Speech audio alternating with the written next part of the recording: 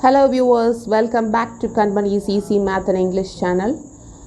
Now we are going to see 7th Standard English, Unit 2, Term 2, Prose, The Last Stone Carver, Section 2.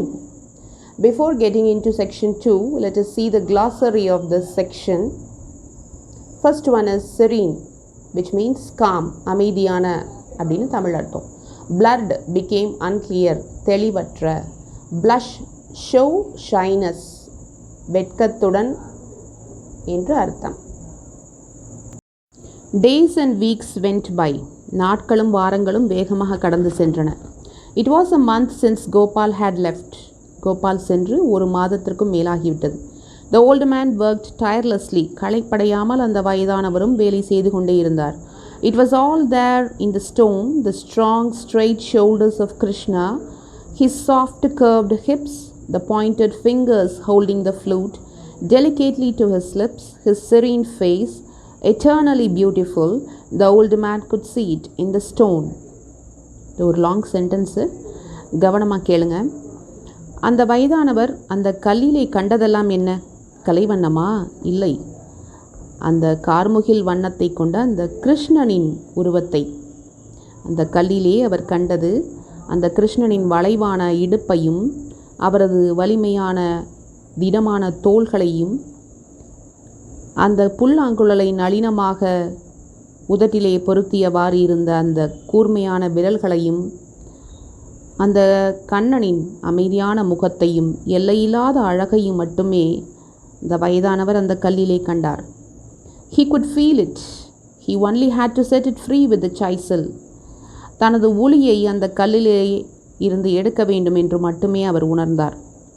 He didn't feel hunger. He didn't feel thirst. அவர் பசியையோ இல்லை தாகத்தையோ உணரவில்லை. He was driven by the strong desire to finish the sculpture in time. குறிப்பிட்ட காலத்திற்குள் இந்த சிற்பத்தை நாம் முடிக்க வேண்டும் என்ற உறுதியான ஆசை மட்டுமே அவருக்கு இருந்தது. It was his biggest piece of work, his best. அவர் செய்த வேலைகளிலே மிகவும் பெரிய மற்றும் சிறந்த வேலையாக இந்த சிற்பத்தை செதுக்குவதையே அவர் நினைத்தார். It would also be his last. ஒரு வேளை இந்த சிற்பமானது அவரது கடைசி வேலையாக கூட இருக்கலாம். On and on he worked, his chisel striking the stone again and again.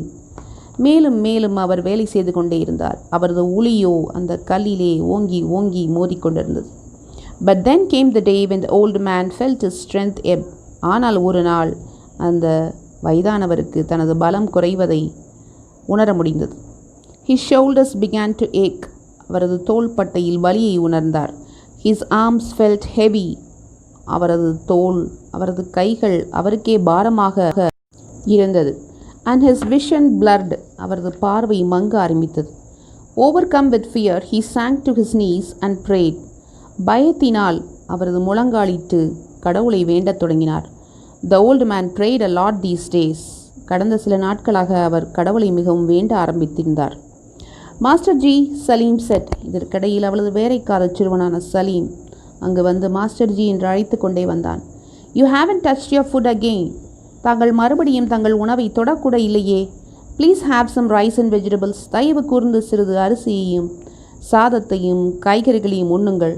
You only had a glass of milk for breakfast. காலை உணவிற்கு தாங்கள் ஒரு டம்ளர் பால் மட்டுமே அருந்தினீர்கள். Have the curd. You like curd. I know you do. தாங்கள் தயிர் எடுத்துக்கொள்ளுங்கள். உங்களுக்கு தயிர் பிடிக்கும் என்று எனக்கு தெரியும். The old man looked up. He whispered. அந்த வயதானவர் அந்த சிறுவனை நிமிர்ந்து பார்த்தார். I don't think I will be able to finish it. என்னால் இந்த வேலையை முடிக்க முடியும் என்று எனக்கு தோணவில்லை. If Gopal was here, it would be different. Gopal இங்கு இருந்திருந்தால் வேறு மாதிரியாக இருந்திருக்கும். He hadn't yet learned to carve the finer details, but in a year or two he would have learned surely. நுணுக்கமான செதுக்கல் விஷயங்கள் அவனுக்கு தெரியாவிட்டாலும் 1 அல்லது 2 ஆண்டுகளில் அவன் உறுதியாக இதை கற்றுக்கொண்டிருப்பான். He felt silent. It was the features and hands that gave him trouble. கோபாலுக்கு அந்த சிலையின் அம்சங்களும் கைகளும் மட்டுமே பிரச்சனை தரக்கூடியதாக இருந்தது. There was something missing in his figures. அவனது சிலைகளிலே ஏதோ ஒன்று குறைவது போல் எனக்கு தோன்றியது. That something which can't be taught. அந்த ஒன்று யாருமே கற்றுக் கொடுக்க முடியாததாக இருந்தது. Because it comes from somewhere deep inside you, Salim whispered. ஏனெனில் அது நம் உள்ளிருந்து வர வேண்டும் என்று Salim முணுமுணுத்தான். From deep inside here, and he pointed to his heart. தனது இதயத்தை நோக்கி கை நீட்டியவாறு இங்கிருந்து ஆழத்திலிருந்து வர வேண்டும் என்று கூறினான். The old man looked at the boy, surprised. அந்த வயதானவர் அந்த சிறுவனை ஆச்சரியமாக நோக்கினார். He saw him blush and turn his face away. அந்த சிறுவனோ வெட்கமடைந்து தனது முகத்தை திருப்பிக் கொள்ள கண்டார். You are right, Salim, you are right. நீ சரியாக சொன்னாய் Salim. And then he added with sudden bitterness, and if you don't have it here, he thumped his chest. மேலும் அவர் சிறிது வருத்தத்துடன் உனக்கு இங்கு இல்லை என்று தனது இதயத்தை காட்டியவாறு, then you would better go to Agra and mass produce ashtrays for tourists from abroad. வெளிநாட்டவர்களுக்கான பொருட்களை செய்ய ஆக்ராவிற்கு செல்லலாம் என்று கூறினார். Then the old man coughed painfully. இதை கூறியவாறு அந்த வயதானவருக்கு இருமல் பயங்கரமாக வலியுடன் வந்தது. And reached for his glass of water. ஒரு டம்ளர் தண்ணீருக்காக அவர் சென்றார். Eat, Master G, eat. Everything will be all right. சாப்பிடுங்கள், உணவருந்துங்கள் மாஸ்டர் ஜி, எல்லாம் சரியாகிவிடும் என்று இந்த சிறுவன் கூறினான். After he had eaten, the old man once again took up his hammer and chisel. உணவருந்திய பின் அந்த வயதானவர் மறுபடியும் தனது சுத்தியலையும் ஒளியையும் எடுத்துக்கொண்டார். He worked till late in the night. இரவு வெகு நேரம் வரை அவர் வேலை செய்து கொண்டே இருந்தார். In the early hours of the morning, the chisel fell from his hand and the hammer dropped to the ground. அதிகாலை பொழுதில் அந்த உளியானது அவர் கையை விட்டு விழுந்தது. அந்த சுத்தியலும் தரையிலே விழுந்தது. His old body sagged, falling forward limply. அவரது வயதான உடல் முன்னோக்கி சரிந்து விழுந்தது. His forehead struck Krishna's flute and slid down the statue to rest on the pedestal. அவரது நெற்றியோ அந்த கண்ணபெருமானின் புல்லாங்குழலை மோதியது. அவரது உடல் மேலும் அந்த சிலையின் காலருகே சரிந்து விழுந்தது. Hey Ram, he muttered and sank into a comfortable darkness. Hey Ram என்று முணுமுணுத்தவாறு அவர் இருளிலே மூழ்கினார். When he opened his eyes, he found himself lying on a cot in his bedroom, covered by a light cotton blanket. அவர் மறுபடியும் கண் விழித்து பார்த்தபோது ஒரு கட்டிலிலே ஒரு பருத்தியிலான லேசான ஒரு போர்வை தன்னை போத்தியிருப்பதைக் கண்டார். நெக்ஸ்ட் செக்ஷனுக்குரிய glossary. Stumbled, lost balance, நிதானத்தை இழத்தல். Immobilized, stopped from moving, நகராமல் நின்று விடுதல். Tottered over, moved unsteadily way, நடுக்கத்துடன் நகர்தல். Startled, surprised, ஆச்சரியமடைதல். From the workshop, the chipping sound of the chisel reached his ears. பணிமனையிலிருந்து அவருக்கு அந்த உளியை செதுக்கும் சத்தம் அவர் காதுக்கு எட்டியது. He listened, கவனத்துடன் நோக்கினார். Had his ears deceived him? அவரது காதுகள் அவரை ஏமாற்றிவிட்டனவா? No, he could hear it again. இல்லை, மறுபடியும் அந்த சத்தத்தை கேட்டார். The strong blow of the hammer on top of the chisel. உளியின் மேல் வேகமாக திடமாக மோதிய அந்த சுத்தியலின் சத்தத்தை அவர் கேட்டார். Gopal, he was back. Gopal had returned. கோபாலாக இருக்குமோ? கோபால் திரும்பி வந்து விட்டானோ?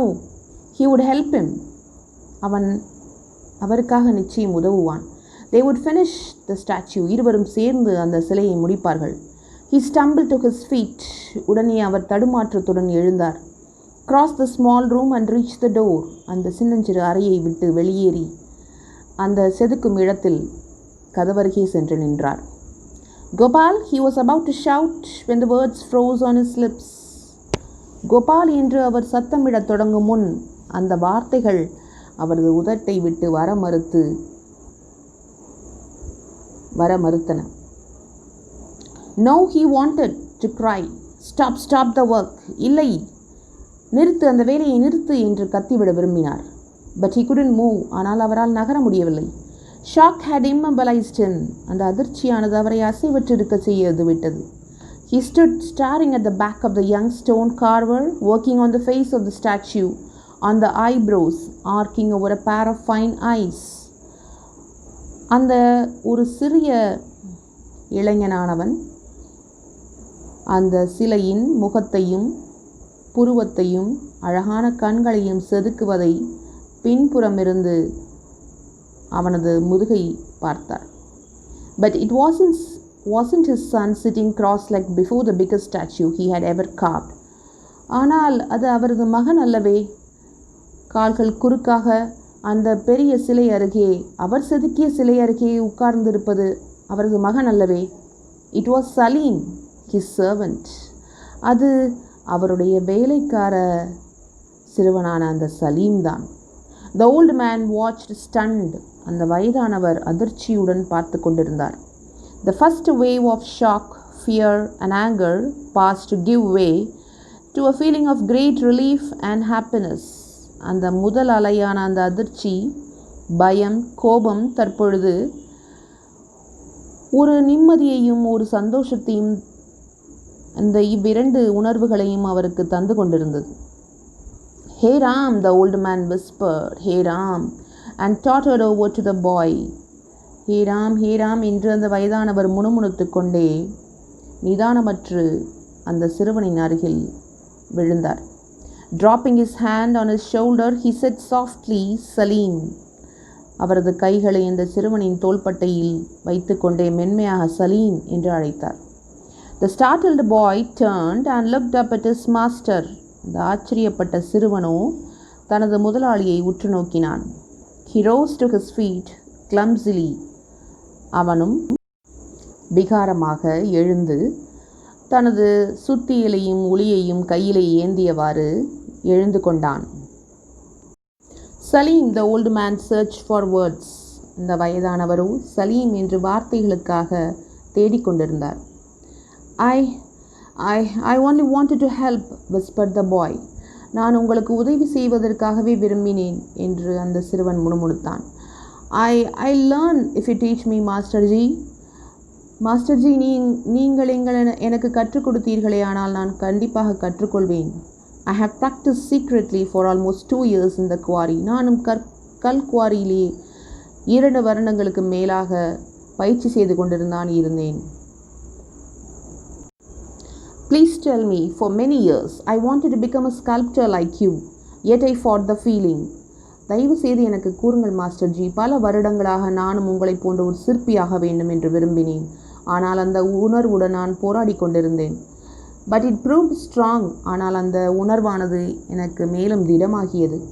I know there is nothing in this world I would like to do more. There is nothing in life that I could do better. இந்த வாழ்க்கையிலே இதைவிட சிறப்பான ஒரு வேலையை என்னால் செய்ய முடியும் என்று இந்த உலகில் எனக்கு ஏதும் இல்லை. I want to become a stone carver. நானும் ஒரு சிற்பியாக வேண்டும். Will you please teach me, மாஸ்டர்ஜி? தயவு கூர்ந்து மாஸ்டர் அவர்களே எனக்கு கற்றுக் கொடுப்பீர்களா? The old man pulled the boy's head against his shoulder and whispered, There's nothing I can teach you, my son, beta. Go ahead.